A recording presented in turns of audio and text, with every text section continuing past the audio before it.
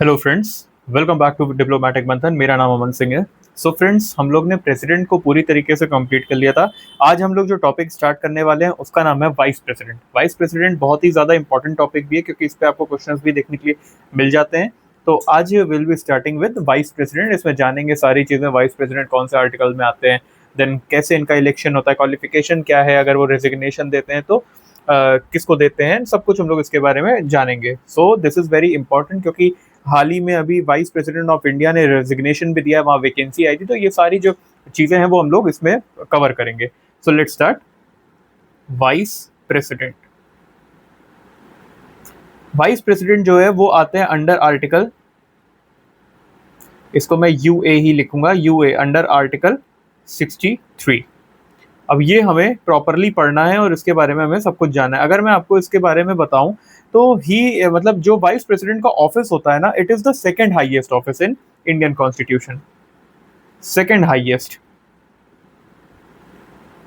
Second highest office, ये second highest office होता है।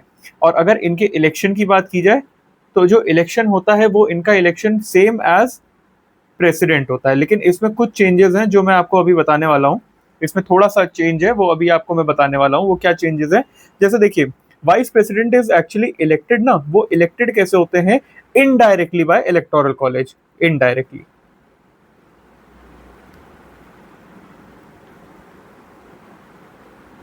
Indirectly bye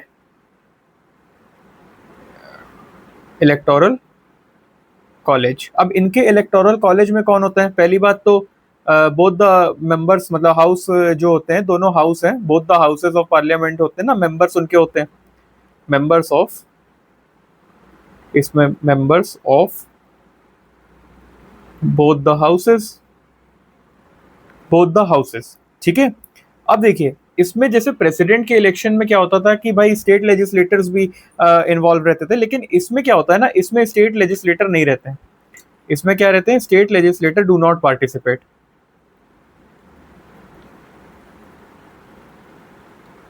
do not participate.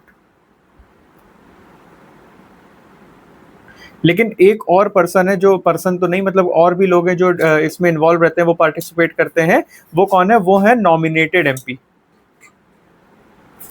Nominated MP participate, nominated MP जो होते हैं वो पार्टिसिपेट इसमें करते हैं। स्टेट लेजिस्लेटर्स जो होते हैं वो पार्टिसिपेट नहीं करते। तो कौन कौन हो गया इनके इलेक्टोरल कॉलेज में involve? Members of Lok Sabha and Rajya Sabha, then nominated MPs, और उसके बाद जो स्टेट लेजिस्लेचर होते हैं, लेजिस्लेटर्स होते हैं, वो इन्वॉल्व नहीं होते हैं, ठीक है। फिर अगर मैं बात करूं कि ये कैसे होता है, तो जैसे प्रेसिडेंट का होता है, मतलब किस तरीके से होता है, तो जिस तरीके से प्रेसिडेंट का इलेक्शन होता है, प्रेसिडेंट का इलेक्शन हम लोग ने बात की थी किस तरीके से होता था। It is conducted by election commission through कैसे? Proportional representation, proportional representation. और किससे? Through single transferable vote system. ये चीज मैंने आपको एक्सप्लेन कर दी थी।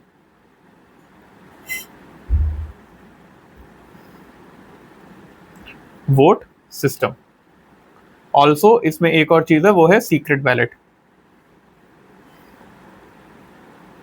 सीक्रेट बैलेट, जिसके ऊपर जिसको भी 50% से ऊपर वोट मिलेंगे, he will win the election, और वो वाइस प्रेसिडेंट चुन लिया जाएगा, ठीक है। ये चीज हमें समझ में आ गई। अब हमें इसमें आते हैं किस पे? क्वालिफिकेशन। बहुत ही बेसिक सी चीज क्वालिफिकेशन है।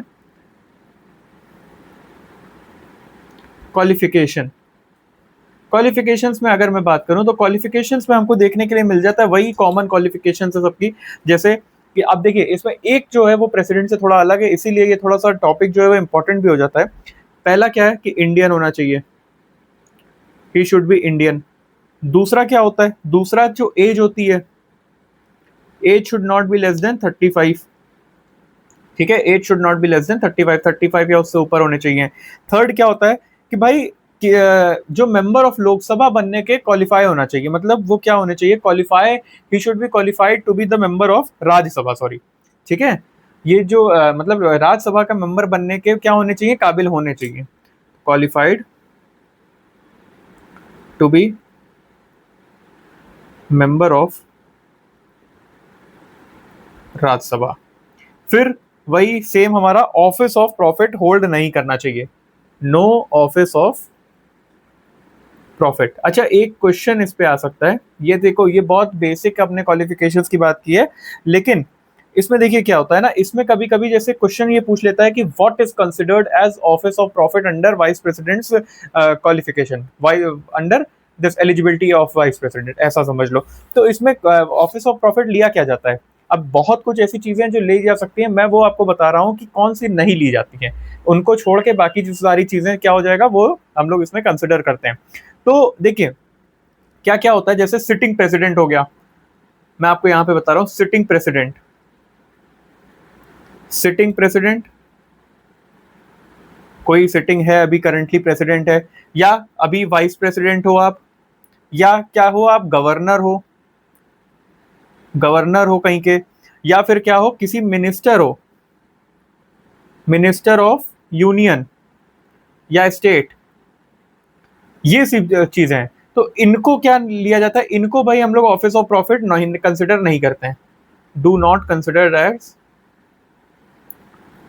Considered as office of profit, इनको हम लोग नहीं कंसिडर करते हैं। ठीक है, ये चीजें हम लोग ने देख ली। अब आते हैं ओथ पे, ओथ कौन दिलाता है इनको, सबसे इंपॉर्टेंट चीज है ये भी, ओथ कौन दिलाता है? तो भाई देखिए ओथ जो होती है वाइस प्रेसिडेंट की, it is administered by president, या तो प्रेसिडेंट या प्रेसिडेंट के बिहाफ पे कोई पर्सन होगा वो इनको एडमिनिस्टर कराएगा, प्रेसिडेंट या पर्सन ऑन बिहाफ, है ना, ये हो गया। फिर इसके साथ साथ रेजिग्नेशन, रेजिग्नेशन किसको देते हैं? ये रेजिग्नेशन भी भाई किसको देंगे? देखिए क्या होता है ना कि नॉर्मली तो ही holds the office for 5 years, पहली बात तो ये 5 साल के लिए इनका ऑफिस होता है, लेकिन अगर मानो इनको मन है तो वो रिजाइन भी कर सकते हैं, जैसे अभी हमारे रिसेंट के जो एक्स वाइस प्रेसिडेंट थे उन्होंने किया ना रिजाइन, तो उसी तरीके से रेजिग्नेशन दिया जा सकता है। और किसको देंगे ये रेजिग्नेशन, किसको देंगे? He will be giving resignation to president only, ठीक है, addressing the resignation to president. ये हम लोग ने एक बहुत बेसिक जो हमारे बेसिक्स हैं वो हम लोग ने वाइस प्रेसिडेंट के समझ लिए हैं। अब इंपॉर्टेंट पार्ट आता है कि अगर मान लीजिए वाइस प्रेसिडेंट को रिमूव किया जाए तब क्या सीन बनता है, तो रिमूवल कैसे होगा, या इसके ऊपर भी मैंने आपको बताया, या वैकेंसी अगर मान लीजिए आ जाती है, वैकेंसी जैसे अभी वैकेंसी आई थी, उन्होंने रिजाइन किया तो क्या हो गया, इसमें क्या हो गया, वैकेंसी आ गई।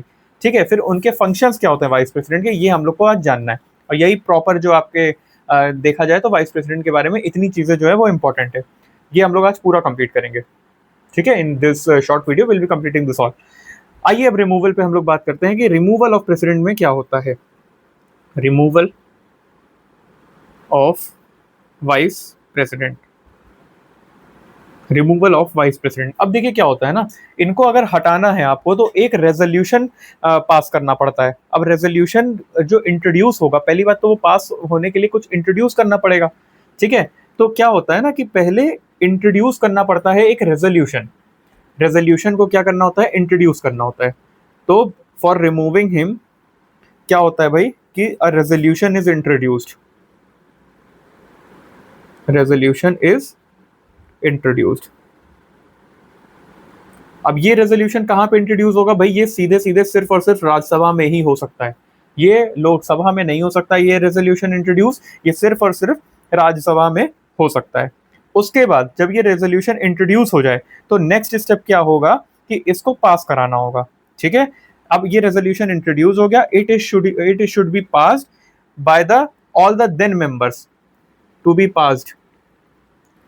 अब ये रेजोल्यूशन इंट्रोड्यूस हुआ कहाँ पे, Rajya Sabha, now it should be passed, to be passed. Rajya Sabha में पास होगा कैसे, कौन सी मेजोरिटी से, इफेक्टिव मेजोरिटी, मेजोरिटी। अब इफेक्टिव मेजोरिटी क्या होती है, जिसको भी कंफ्यूजन है मैं बता देता हूं, all the then members of the majority of all the then members of the house, all the then members, all the then members of house, ये हमारी इफेक्टिव मेजोरिटी हो गई। फिर क्या होगा, अब ये राज्यसभा में तो हो गया, ठीक है, अब ये लोकसभा जाएगा, और लोकसभा को भी, ये जो राज्यसभा में मेजोरिटी वगैरह ये सब हुई है, लोकसभा को भी क्या करना चाहिए, इसमें अग्री करना चाहिए। तो लोकसभा, लोकसभा अग्रीड बाय लोकसभा, यहाँ पे लिख दो तो अग्रीड बाय लोकसभा, एलएस लिख रहा हूँ इसको, लोकसभा। और लोकसभा में जो एग्री कर रहा है वो किस में होना चाहिए, सिंपल मेजोरिटी।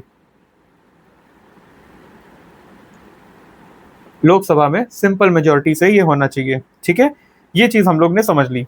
अब देखो एक चीज इंपॉर्टेंट है यहाँ पे, अब मैंने ये आपको एक सिनेरियो बताया क्योंकि एक चीज और बतानी है मुझे। अब देखिए मैंने क्या कहा, पहले इंट्रोडक्शन होगा रेजोल्यूशन का, कहाँ पे, राज्यसभा में, फिर वो इफेक्टिव मेजोरिटी से राज्यसभा में पास होगा, उसके बाद लोकसभा जाएगा, लोकसभा भी इसमें अग्री करेगा सिंपल मेजोरिटी से, और फिर उसके बाद चीजें हो जाएंगी कंप्लीट, ठीक है। लेकिन अगर ये रेजोल्यूशन पास करना है ना आपको, ये रेजोल्यूशन अगर पास करना है, पास सिर्फ सॉरी इंट्रोड्यूस करना है, तो इंट्रोड्यूस करने के पहले, प्रायर, पहले 14 डेज पहले, 14 दिन पहले आपको क्या देनी होगी, नोटिस देनी होगी कि भैया देखिए हम ऐसा ऐसा एक्शन आपके खिलाफ लेने वाले हैं। आपको ये चीज उनको बताना होगा कि देखिए सर हम ये करने की सोच रहे हैं, आपको तो कितने दिन की नोटिस होती है, यू हैव टू देखो, before such resolution to be remove the vice president is moved in Rajya Sabha, ये इसको मूव करने से पहले ही आपको क्या देना होता है, 14 डेज की नोटिस आपको देनी पड़ती है, ठीक है। ये चीज हम लोग ने समझ लिया। अब यहाँ पे आते हैं हम लोग ग्राउंड्स पे कि भाई किस ग्राउंड पे आप इनको रिमूव कर रहे हो, किस ग्राउंड पे रिमूव कर रहे हो। तो अगर हम कॉन्स्टिट्यूशन की बात करें तो कॉन्स्टिट्यूशन में ऐसा कुछ स्पेसिफिक ग्राउंड जो है ना वो दिया नहीं गया है, no specific grounds given in constitution. अब ये मैंने आपको क्यों बताया, क्योंकि देखो कभी कभी क्वेश्चंस पूछ लेते हैं ना कि these are the grounds to remove vice president, लेकिन अगर स्पेसिफिकली दिया ही नहीं है तो फिर उसमें कंफ्यूजन भाई, क्योंकि रिमूव हो रहा है तो सबको यही लगता है ना कोई वजह होगी तभी रिमूव कर रहे हैं। तो स्पेसिफिकली कोई वजह दी नहीं गई है रिमूवल का, कोई भी ऐसा उसमें स्पेसिफिकली कॉन्स्टिट्यूशन में बात नहीं किया गया। अब आते हैं हम लोग अपने वैकेंसी, ये रिमूवल हो गया, रिमूवल के बाद भी वैकेंसी आती है। अब आती है वैकेंसी का इन द सेंस कि जैसे मान लीजिए डेथ हो गई है ना, दो तरीके होते हैं, या तो पहली बात देखिए रिमूव किया गया है, ठीक, रिमूव किया गया है, या तो फिर उनकी डेथ हो गई, रेजिग्नेशन हुआ, कुछ भी हुआ, मैं आपको पूरा अभी इसमें एक्सप्लेन करता हूँ। Vacancy, vacancy in the office of vice president. अब वैकेंसी होती है तो क्या होता है, मान लीजिए कि देखिए होता ऐसा है कि ऐसा समझ लीजिए कि भाई मान लीजिए 5 साल का टेन्योर उन्होंने कंप्लीट कर लिया, ठीक है, 5 साल का टेन्योर उन्होंने कंप्लीट कर लिया। अब इसमें क्या होना है, इलेक्शन होना है। तो अब इसके लिए क्या इंपॉर्टेंट है सबसे ज्यादा, इसके लिए सबसे ज्यादा इंपॉर्टेंट कि वैकेंसी तो आए ना, है ना। तो होता क्या है ना कि अगर री इलेक्शन जो होता है, री इलेक्शन, न्यू वाइस प्रेसिडेंट का जो री इलेक्शन होता है वो तभी होना चाहिए, तभी हो जाना चाहिए जब ऑनगोइंग वाइस प्रेसिडेंट बैठे हुए हैं वहां पे। समझे नहीं, इसका समझो ऐसे मतलब समझिए कि वाइस प्रेसिडेंट अभी टेन्योर खत्म नहीं है लेकिन उसके बीच में ही इलेक्शन करा लो, ठीक है, हमारा टेन्योर खत्म होने वाला है, अभी अभी करा लो ताकि कोई यहाँ पे वैकेंसी ना आए, समझ गए। तो सिंपल सी मीनिंग है कि री इलेक्शन जो होता है, री इलेक्शन जो होता है किसके लिए, for new vice president is to be conducted conducted during the term of ongoing vice president, ठीक है, इनके ऑनगोइंग उसमें ही कर लिया जाता है, ठीक है। अगर मान लीजिए कि किसी रीजन से इनके ऑनगोइंग में नहीं करा पाए, ठीक है, इनके उस रीजन से, किसी भी रीजन से कि नहीं करा पाए कि कोई रीजन था कि ये इलेक्शन नहीं हो पाया, तो जो सेम, अगर मान लीजिए इफ नॉट कंडक्टेड, मैं इसको दूसरे से लिख देता हूं ताकि आपको कंफ्यूजन ही ना हो, if not conducted, if not conducted election, if not conducted the election, same जो पहले के वाइस प्रेसिडेंट थे, same VP, same vice president should continue till the election is done, till election. तो इलेक्शन तक वही वाले जो पहले वाले वाइस प्रेसिडेंट थे उनको कंटिन्यू करा दो भाई, क्योंकि देखो वैकेंसी हमें चाहिए नहीं। लेकिन अब मान लीजिए कि दूसरा केस आ जाता है इसमें, दूसरा केस क्या है कि मान लीजिए कि भाई डेथ हो गई, या रिजाइन कर दिया, या मान लीजिए रिमूवल हो गया। इस केस में क्या करें, अब इन 3 केस में क्या करें हम, ये 3 केस आता है तब क्या किया जाए। तो इन केसेस में क्या किया जाता है कि भाई देखिए, अगर ऐसा कुछ है तो इलेक्शन जो होता है, election it should be conducted for new vice president as soon as possible. ठीक है, तो इलेक्शन ASAP हो जाएगा, एज सून एज पॉसिबल, जितनी जल्दी हो सके इलेक्शन कराइए। अगर ये केस है तो इलेक्शन जितना जल्दी हो सके कराइए। ठीक है, जैसे यहाँ पे देखो एज सून एज पॉसिबल का कॉन्सेप्ट आ रहा है, लेकिन प्रेसिडेंट में क्या था, मैं यहीं पे बता दे रहा हूँ। प्रेसिडेंट में क्या था, 6 मंथ्स का टाइम था ना, 6 मंथ्स का टाइम दिया था कि भाई 6 महीने के अंदर कराइए, लेकिन यहाँ पे ऐसा नहीं है, यहाँ पे एज सून एज पॉसिबल है। प्रेसिडेंट में 6 महीने का टाइम दिया जाता है कि भैया 6 महीना ले लो, लेकिन जल्दी करा लेना इसको 6 महीने के अंदर। लेकिन यहाँ पे ऐसा नहीं है। अगर ऐसा कुछ केस हुआ है तो जैसे अभी देखो, अभी धनखड़ साहब ने रिजिग्नेशन दिया और तुरंत देखो इलेक्शन हुआ कि नहीं, as soon as possible election हुआ ना, इस वजह से यहाँ पे ये ऐसे देखा जाता है। ठीक है, फिर अब हम लोग आते हैं अपने नेक्स्ट टॉपिक। ये आपको समझ में आ गया होगा वैकेंसी में क्या सीन होता है। वैकेंसी में अगर मान लीजिए कि री इलेक्शन होना है, जैसे मान लीजिए दूसरे वाइस प्रेसिडेंट है उनको चुना जाना है, तो री इलेक्शन में क्या होता है कि जो ऑनगोइंग वाइस प्रेसिडेंट है उन्हीं के टर्म में इलेक्शन करा दो ताकि वैकेंसी आए ही ना। लेकिन अगर मान लीजिए इलेक्शन नहीं हो पाया किसी वजह से, कोई भी वजह थी जिसमें इलेक्शन नहीं हो पाया, तो वही सेम वाइस प्रेसिडेंट है वही कंटिन्यू करेंगे। अब डेथ, रेजिग्नेशन, रिमूवल के केस में क्या होता है, इन सब केसेस में क्या होता है कि भाई इलेक्शन जो होता है वो एज सुन एज पॉसिबल, जितना जल्दी हो सके उतना जल्दी इलेक्शन करवा लिया जाता है। अगर नहीं हो सकता है, मतलब ऐसा तो करवाना ही नहीं कि ना हो। जैसे अभी का देखा, जैसे प्रेसिडेंट में था कि भाई 6 महीने का आपको टाइम दिया जा रहा है, 6 महीने के अंदर आप इसको करवा लीजिए। ठीक है, क्योंकि 6 महीने के लिए वाइस प्रेसिडेंट रहते हैं ना to act as a president, तो वहां पे टाइम मिल जाता है। लेकिन यहाँ कौन करेगा, राज्यसभा का सब कुछ कौन संभालेगा मामला। अब आइए इनके फंक्शंस पढ़ लेते हैं। Functions of vice president, functions of vice president, आइए कुछ फंक्शंस देख लेते हैं। जैसे फंक्शंस में क्या क्या होता है भाई, सबसे इंपॉर्टेंट फंक्शंस अभी अभी मैंने एकदम से आपसे बोल दिया था कि भाई ही acts as a president, acts as president. कब एक्ट करते हैं प्रेसिडेंट जैसा, जब मान लीजिए कि प्रेसिडेंट एब्सेंट है उनके ऑफिस से, या वहां पे क्या है वैकेंसी है, तो यहाँ मैं लिख दे रहा हूँ एब्सेंट या वैकेंसी। ठीक है, ये चीज हम लोग ने समझ ली कि भाई ये क्या करते हैं, कैसे किसकी तरह एक्ट करते हैं, प्रेसिडेंट की तरह एक्ट करते हैं। फिर दूसरा कौन सा इनका फंक्शन है भाई, he is the ex officio chairman of Rajya Sabha, ex officio chairman of Rajya Sabha. Rajya Sabha के ये एक्स ऑफिशियो चेयरमैन भी होते हैं, बहुत इंपॉर्टेंट है। अब देखिए क्या होता है, अभी अभी मैंने आपको यहाँ पे बताया फंक्शन में, यहाँ पे एक चीज मैंने बताई कि 6 महीने का समय मिलता है किसको, अपने प्रेसिडेंट को।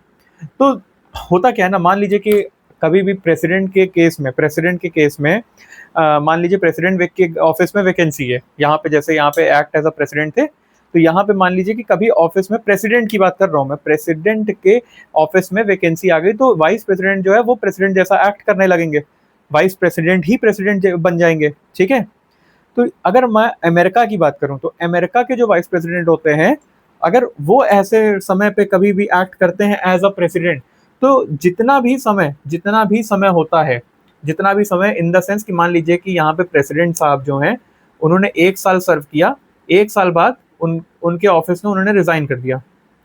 मारू क्यों जानबूझ के भाई, रिजाइन ही करवाते हैं, रिजाइन कर दिया। अब 4 साल बचे हुए थे इनके टेन्योर को, प्रेसिडेंट साहब के टेन्योर को कितने साल बचे थे, 4 साल। तो अब जो वाइस प्रेसिडेंट होंगे वो आएंगे यहाँ पे, है ना, वो आएंगे और कितने दिन तक करेंगे राज, यहाँ पे कितने दिन तक प्रेसिडेंटशिप कर रखेंगे, 6 महीने तक, इंडिया की बात कर रहा हूँ, क्योंकि 6 महीने के अंदर ही तो इलेक्शन करवा देना है ना। लेकिन यहाँ पे क्या सीन होता है, अमेरिका में क्या होता है कि भाई अमेरिका में अगर वाइस प्रेसिडेंट जो है वो अगर इस केस में आते हैं, तो अमेरिका में वाइस प्रेसिडेंट अगर इस केस में आते हैं तो वो पूरा 4 साल प्रेसिडेंट रहेंगे, पूरे 4 साल रहेंगे। ऐसा नहीं है कि बीच में उनको हटा दिया जाएगा, वो नहीं होगा। जैसे इंडिया में होता है ना 6 महीने में इलेक्शन करवाइए, वहां पे ऐसा नहीं होता, वहां पे जितना टेन्योर बचा हुआ है पूरा आप ही सर्व कर लीजिए, अब ऐसा होता है सीन। ठीक है, ये अमेरिका की मैं बात कर रहा हूँ। तो ये केस में अगर हम देखें तो जो इंडियन प्रेसिडेंट हैं वो कैसे रेफर किया जा सकते हैं, हिज हिज सुपरफ्लॉज हाइनेस, ये एक टर्म है। तो वीपी इज, ये मैंने आपको एक्सप्लेन कर दिया है पूरा, रिफर्ड एज हिज, इसको मैं दूसरे पेन से ही लिखूंगा, हिज सुपरफ्लॉज फ्लावर हाइनेस, ये चीज है। ठीक है, ये टर्म है, ये भी मैंने आपको, ये वैसे मेंस आंसर राइटिंग में बहुत बहुत ज़्यादा कारगर है आपके लिए, ठीक है? अब देखिए अब देखिए जो कॉन्स्टिट्यूशन है, ये फंक्शन मैंने बताया आपको थोड़े बहुत। अब एक और चीज़ है इसमें, जो कॉन्स्टिट्यूशन में बहुत ज़्यादा स्पेसिफाई नहीं किया गया है कि जो वाइस प्रेसिडेंट है, वो वाइस प्रेसिडेंट अगर बनेंगे तो उनको क्या-क्या चीज़ें मिलेंगी, मतलब क्या-क्या चीज़ें मुहैया कराई जाएँगी। जैसे आपने देखा होगा एमपीज़ को फ़ोन के लिए मिलता है पैसा, वैसे मिलते हैं ना, घर मिलता है, ये सब चीज़ें। तो एज़ सच वाइस प्रेसिडेंट के लिए वो नहीं है, कोई पर्टिकुलर चीज़ें नहीं है कि वाइस प्रेसिडेंट को हम घर देंगे, गाड़ी देंगे, बंगला देंगे, ऐशो-आराम देंगे। ऐसी चीज़ें कुछ मेंशन नहीं की गई हैं, ठीक है? इसको हम लोग एमोल्यूमेंट बोलते हैं। मैं इस पहले आपको एकदम ही वैसे करके बता रहा हूँ ताकि समझ में आ जाए, मेन है कि समझ में आए। एमोल्यूमेंट जो होते हैं ना, ऐसे वाइस प्रेसिडेंट के लिए नहीं है, वाइस प्रेसिडेंट के लिए नहीं है। तो अब इनको क्या मिलता है? इनको मिलता है as a ex officio chairman of Rajya Sabha, chairman of Rajya Sabha. ये राज्यसभा के जो चेयरमैन होते हैं, उस हिसाब से इनको सैलरी मिलती है, इनके एमोल्यूमेंट, उनकी जितनी भी चीज़ें होती हैं, वो एज़ अ राज्यसभा का चेयरमैन मिलती है, ना कि वाइस प्रेसिडेंट होने की वजह से मिलती हैं। ठीक है, ये चीज़ आप समझ गए। तो इनको क्या मिलेगा? As a ex officio chairman है, तो इस वजह से इनको मिल रही। लेकिन अगर मान लीजिए कभी ऐसा सिनेरियो आता है कि ये प्रेसिडेंट बने घूम रहे हैं, है ना? ये प्रेसिडेंट बने घूम रहे हैं, मान लीजिए कोई ऐसा समय आया है, तो भाई प्रेसिडेंट के समय पे इनको कौन से सारे एमोल्यूमेंट जो होंगे वो प्रेसिडेंट वाले ही मिलेंगे, ठीक है? वो सारे एमोल्यूमेंट प्रेसिडेंट वाले, जितनी सिक्योरिटी और सब कुछ वो जो प्रेसिडेंट को मिलता था, वो फिर वाइस प्रेसिडेंट को मिलेगा, ठीक है? ये चीज़ हम लोग ने क्या समझा? ये हम लोग ने फंक्शन को समझ लिया प्रॉपर तरीके से। तो विद दिस हम लोग ने वाइस प्रेसिडेंट जो है वो पूरा कंप्लीट कर लिया है, आर्टिकल 63 जो है वो पूरा कंप्लीट कर लिया है। इन नेक्स्ट वीडियो हम लोग बात करेंगे काउंसिल ऑफ मिनिस्टर्स की, और उसके बाद कैबिनेट और जो स्टेट मिनिस्टर्स होते हैं, फिर जूनियर मिनिस्टर जितने भी हैं, हम लोग सारी चीज़ें धीरे-धीरे कंप्लीट करेंगे, ठीक है? बहुत ज़्यादा आपका पॉलिटी का कोर्स नहीं बचा है। इसी मंथ में मुझे लगता है, मतलब इस महीने या 10 दिन में आपका ये पूरा पॉलिटी जो है पूरे 100% कंप्लीट हो जाने वाला है, ठीक है? With this I will be taking a leave, will be meeting you in next video. तब तक के लिए स्टे हेल्दी। जय हिंद।